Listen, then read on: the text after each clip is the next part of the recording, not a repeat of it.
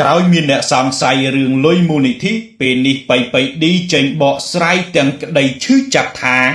បន្ទាប់ពីទ្រាំនឹងពាក្យនិន្ទាអស់រយៈពេលជាច្រើនខែពេលនេះបៃឌីបានចេញមកឆ្លើយតបទៅកាន់អ្នកចោទប្រកាន់ខ្លួននាពេលកន្លងមកដោយបៃឌីបានបកស្រាយថាខ្ញុំត្រូវតែនិយាយក្នុងពេលនេះចំពោះការរៃអង្គាសកាលពីលើកមុនខ្ញុំគ្រាន់តែចង់ប្រើសម្លេងដែលខ្ញុំមានដោយមនសិការហើយមានការចូលរួមយ៉ាងច្រើនលើសលប់បៃឌីបានបញ្ជាក់ថារាល់ការចំណាយ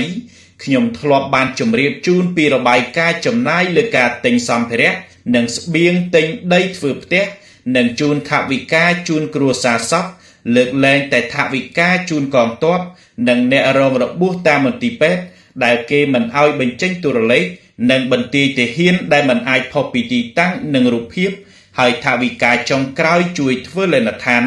ដែលជាការសម្ងាត់មិនអាចបញ្ចេញបានខាងលើក៏បានប្រាប់ឲ្យខ្ញុំស្ងប់ស្ងាត់កុំតបតចំពោះការរិះគន់ការសង្ស័យតែខ្ញុំសូមប្រាប់ពីអារម្មណ៍ពិត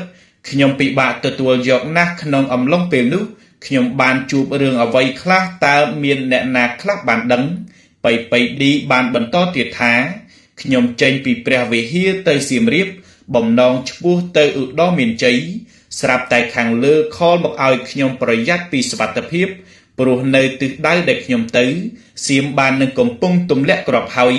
គេឲ្យខ្ញុំដូរឡានជិះខ្លាចមានរនុកក្នុងស្គាល់ឡានខ្ញុំស្បត់ឲ្យងាប់ពេលនោះខ្ញុំសួរគ្នាខ្ញុំថាខ្លាចអត់ចង់ទៅភ្នំពេញវិញអត់គ្រប់គ្នាឆ្លើយថាតាមបងឯងទៅណាខ្ញុំទៅនឹងខ្ញុំមិនបានគិតច្រើនទេគឺគិតតែមួយខាងមុខតតាំងមិនខ្លាចផងចុះយើងគ្រាន់តែដឹកស្បៀងប៉ុណ្ណឹងតើខ្លាចអីដំណើររបស់ពួកយើងនៅតែបន្តរហូតដល់ខ្ញុំហ៊ានចូលទៅតំបន់ក្រហម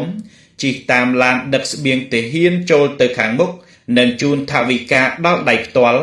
ស្រាប់តែគេប្រកាសអាសន្នពួកខ្ញុំត្រូវចេញមកវិញទាំងប្រលឹងចុងសក់មានទាំងដ្រូនហោះស៊ើបការតាមខ្ញុំទៀតខ្ញុំទៅឃើញកន្លែងសៀមទម្លាក់គ្រាប់ F16 ដោយផ្ទាល់ភ្នែកចេញមកដល់កន្លែងសុវត្ថិភាពវិញម៉ាក់មជូ168យំអោបខ្ញុំព្រោះបារម្ភពេកព្រោះកាលដែលចូលទៅគឺក្នុងក្រុមមានតែខ្ញុំម្នាក់គត់ដែលរួមដំណើរជាមួយនឹងបងទេប៉ុនហើយមិនអាចតាក់ទងគ្នាបានព្រោះសូម្បីតែពន្លឺទូរស័ព្ទក៏ត្រូវបិទលុះមកដល់ខេត្តឧត្តរមានជ័យមានដ្រូនហោះស៊ើបការនៅកន្លែងខ្ញុំទៅទៀតសួរថាតើពេលនោះខ្ញុំភ័យទេគឺភ័យណាស់តែខ្ញុំនៅតែបន្តបេសកកម្មរហូតដល់ចប់សូម្បីពេលទិញស្បៀងមានអ្នកបោកលុយអង្គក៏មិនហ៊ានផុសបានត្រឹមថតវីដេអូចរចាដោយសម្រួលព្រោះខ្លាចគេថាប្រឌិតរឿងបៃឌីបានរៀបរាប់ទាំងឈឺចិត្តទៀតថាប្រថុយគ្រោះថ្នាក់ក៏ច្រើនធ្វើដំណើរក៏ឆ្ងាយតែមកហត់នឹងពាក្យសម្ដីការគិតនិងការសង្ស័យមួយចំនួនដែលមិនអាចបកស្រាយព្រោះជាការសម្ងាត់តែហេតុអ្វីអ្នកដែលដឹងរឿងមិនចេញមកការពារខ្ញុំផងបៃឌីបានគូបញ្ជាក់ថាដីនៅសៀមរាបតម្លៃ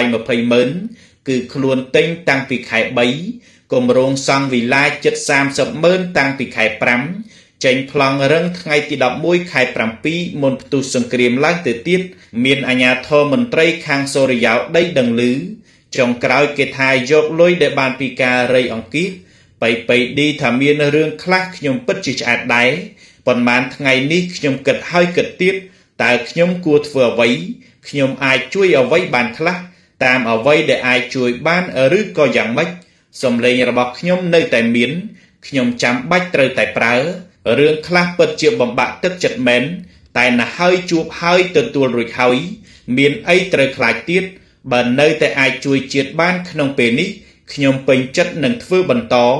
បៃឌីបានសង្កត់ធ្ងន់ថាអ្វីដែលខ្ញុំសរសេរជារឿងពិតមានសាក្សីភ័ស្តុតាងទាំងអស់ខ្ញុំហ៊ានទទួលខុសត្រូវចំពោះរឿងទាំងអស់នេះ